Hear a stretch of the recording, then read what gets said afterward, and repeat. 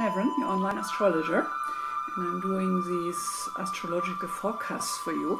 It is a weekly forecast, that's what we're going to do today.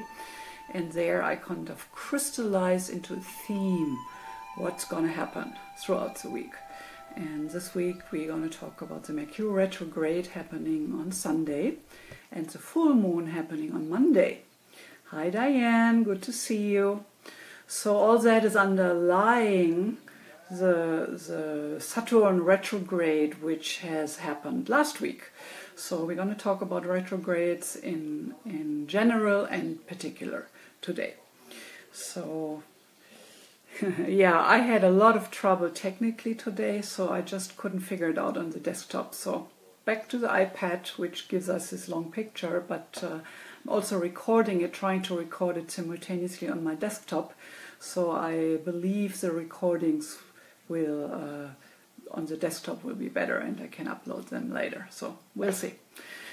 Technical challenges. So we are at the theme with Mercury Retrograde. I've uploaded stuff with wrong dates, and so we're already kind of in the shadow of the Mercury Retrograde going exact tomorrow.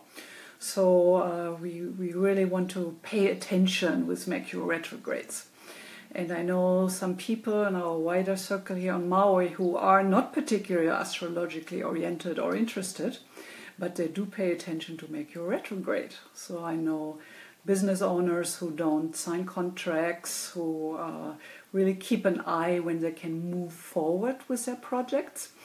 And that is when the Mercury retrograde has ended. So the Mercury retrograde is the feature which has gotten a bad image. So we have this idea that it's a bad thing. And if you have been following me, like Diane, then you know there is no bad planet, there's no bad sign, no bad constellation. There's always and only a low manifestation of potential and a high manifestation of potential. And it's really up to us how we work those potentials. And of course, the deciding factor is our state of consciousness. That's the key. And that's why I'm doing this forecast, to kind of help you to refine that consciousness. And that is my perspective on Mercury retrograde, that is a key to help you to maneuver through. It is true that things, according to the Mercury symbolism, can go wrong more easily. So there are lost bags when you travel with a plane somewhere. Train have more problems to leave on schedule than usual. Computer problems like what I had today, that I can't get it working on my desktop with Facebook. Somehow the setup makes it so pixeled.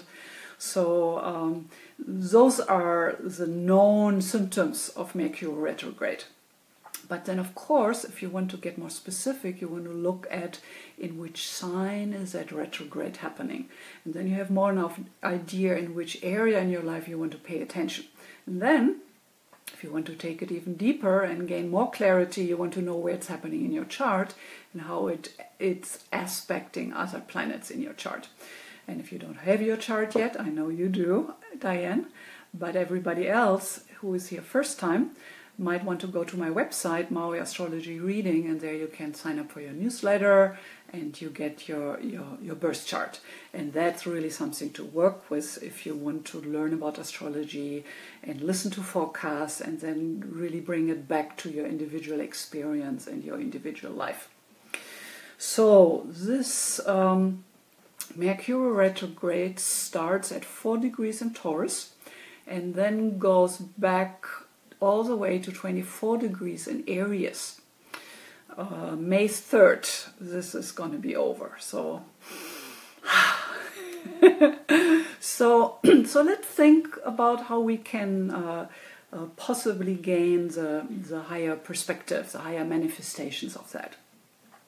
So first of all, while the Mercury is in Taurus, it's with any retrograde, we talked about that last week with Saturn retrograde.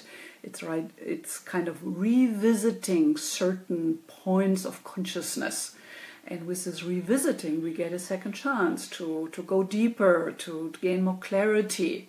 And then when the planet, no matter which planet, is moving forward, then we take action. Then we implement those inner motivations and clarifications we have experienced. So while the Mercury is retrograding through Taurus, it's kind of the Taurus spirit and the retrograde actually go pretty well together. It's kind of this sense of settling down, chewing things and getting more grounded, more practical, more organized about any kind of project you have. But then when it's going back into Aries, this is where I think Mercury is not comfortable, at least not the retrograde Mercury, because Aries by definition is that forward energy, it's that passionate, fiery, action-oriented energy. So when that is retrograding, it's really like two energies are going in the opposite direction. So this is when part of us wants to move forward and get things done and implement things, and then the retrograde notion is kind of in the way. So these days are the days when you want to really pay attention what you're doing, and you only can push through that and forward to a certain to a certain intent. Well, anyway, so it's always good to note things down, to monitor yourself. And this is an aspect of Mercury I wanted to talk a little bit about today, because Mercury astrologically in your chart symbolizes your intellectual opening to the world, how you understand and filter the world. It's our way of learning, taking things in. It's our way of communicating. We can look at it as our voice, our throat chakra is connected to Mercury. So a strong Mercury in a chart usually makes for a kind of very fast, intellectual, mental kind of person. So Mercury retrograde again slows those qualities down. So my suggestion to maneuver this retrograde in the best way, especially with this Aries and retrograde motions really kind of going against each other. So the way to be with that the best way is to really pay attention to that all your experiences are held in a bigger field of consciousness. So you have heard me talk about the witness, cultivating the witness, which comes from that. So when we talk about the wave in the ocean, Mercury relates to the top of the wave, our intellect, the way we perceive ourselves in the world. And then the consciousness we are all in, which comes up in individual waves, that's the divine, that's the ultimate. So in any spiritual path, you become more and more aware of that you as an ego entity, identity. You are only able to perceive yourself in your thoughts, in your emotions, because there is a bigger consciousness enabling you to look at yourself. So this is where the whole mindfulness practice stems from, that you kind of become more and more aware of that overall field of consciousness, holding your individual consciousness in place. And I really love this metaphor of the wave in the ocean, because it really helps us to understand, yes, we are an individual wave, yes, we are a single consciousness, a single wave in the ocean, and we are so much more. We are part of the ocean. The ocean is expressing itself through our individual singularity. So I believe this is really the teaching for the Mercury retrograde this month. We can work with the best to really try to consciously be aware of the awareness holding our experience. So, and then when you do that, then you have a more choice how you move forward, how you set things into motion. And if you have any big projects, launching websites, starting new projects, if you can't wait till the Mercury retrograde is over, then at least you want to expect that there are things not quite working out that the way you want it.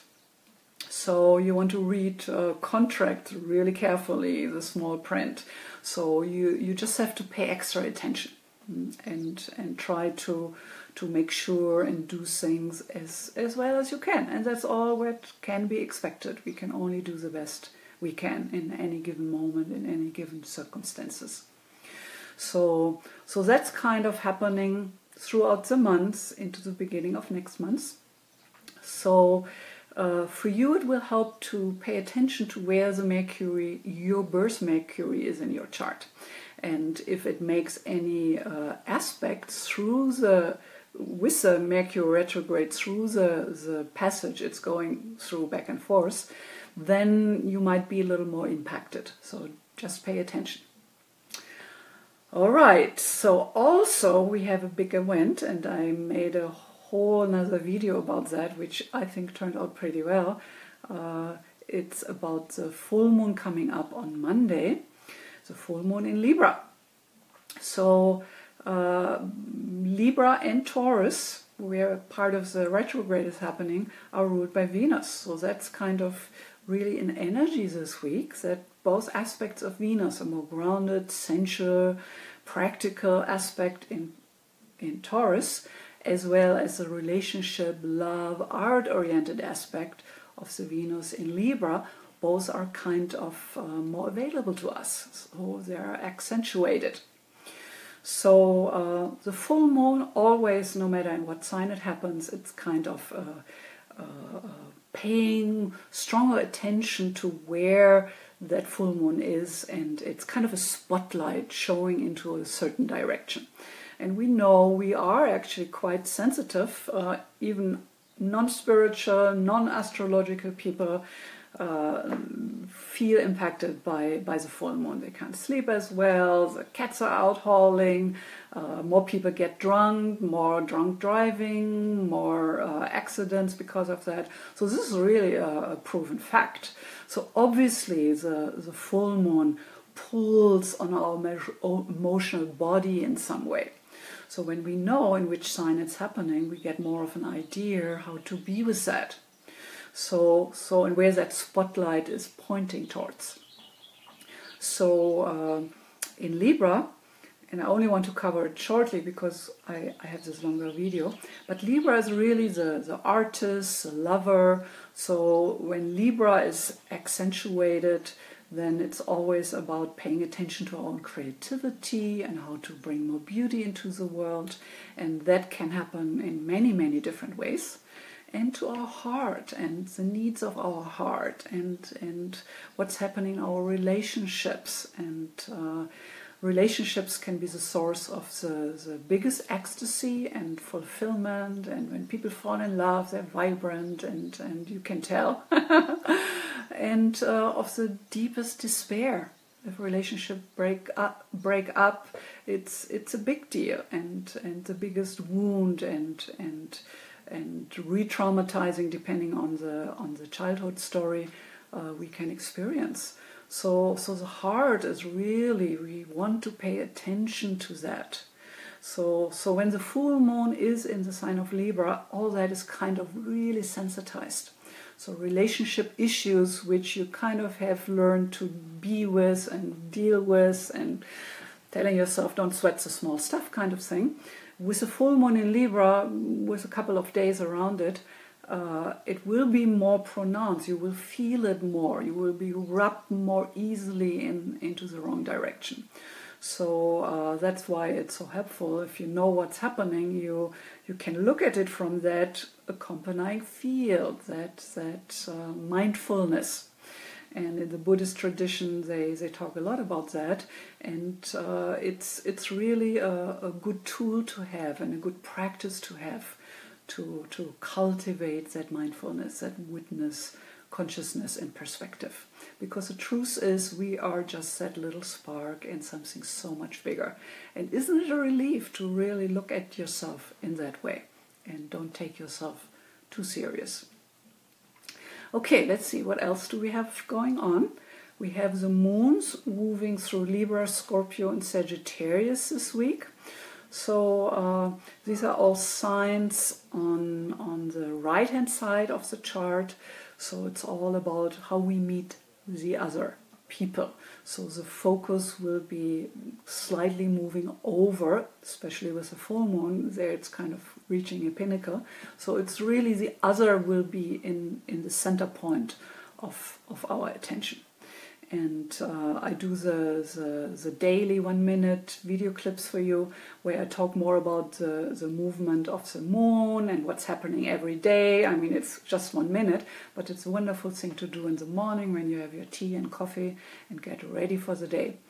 So yeah, and then of course I do the new moon and full moon, because these are really kind of important moments in time when we go through the moon maturation and circles throughout the months to pay a little more attention. So, okay, Sheila, hi. So if you guys have any questions, now's the time to do it. Of course, anybody can always ask me questions also later. I will always look and answer questions. I love to do that, because then I don't feel I'm kind of just putting this work out into empty space. And yeah, like and comment, and if you have people who are interested in the material, share it on your Facebook site. That would be really nice. And yeah, I'm thinking about maybe just switching to pre-recording if I can't figure it out with Facebook, because that way I could make it a nicer format, and there are not so many people doing it live anyway, so that's a possibility I'm pondering. So give me your feedback about that. Oh yeah, Sheila, the gem, good, thanks. So because of the Venus activation through the Taurus and Libra, you could play this week with all pink stones. So I'm all pink today. This is the energy of the week, the heart, connecting with the heart, taking care for the needs of the heart. So these are rose quartz, pink tourmalines, rubellite, rubies, so that kind of direction. These are all stones for the heart and very nurturing, and especially the rose quartz is a stone of self-love, and that's always a good starting point. But another stone I want to give you for the retrograde is a sugilite. And I have talked about sugilite before. You might be able to see it's a deep violet stone. They come in lighter violet, but I really like this dark one for some reason. And it's a wonderful stone for the third eye. So it really connects us to our own inner wisdom, to our own inner guidance. So going back to the idea of the wave, what it does, it opens a channel into our own unconsciousness and deeper down. So it's a stone which really not only opens that channel and allows that material, that spiritual frequency to come up into our individual consciousness, but then it helps us to really receive it and do something with it. So it adds some clarity, something very concrete, because it's not a translucent stone. It's a really opaque stone. So the amethyst you could play around too, but the amethyst is more kind of just opening up, and then a lot of stuff is coming in. A lot of it you might not be able to use or even understand. So the amethyst is just that opening connection. And the sugilite adds that connection of really bringing it into the reality, the practical applications, what to do with the insights coming in. So that's why I love sugilite, and you have seen me play with it. I hold it always when I do my individual readings with people and the forecast. It's my play stone, and I use it for that focus of bringing in a higher reality, a spiritual perspective, and the ability to really put it into concrete metaphors, words, and find the right words, which is always a challenge for me because it's not my mother tongue, as you can tell. So, all right, so thank you for joining me here today, and as I usually want to send you some aloha from Maui and namaste, which means I connect with the divine in you, and I just love that. So namaste and all the best, and check out the full moon video if you haven't. That's a really good one. Okay, aloha.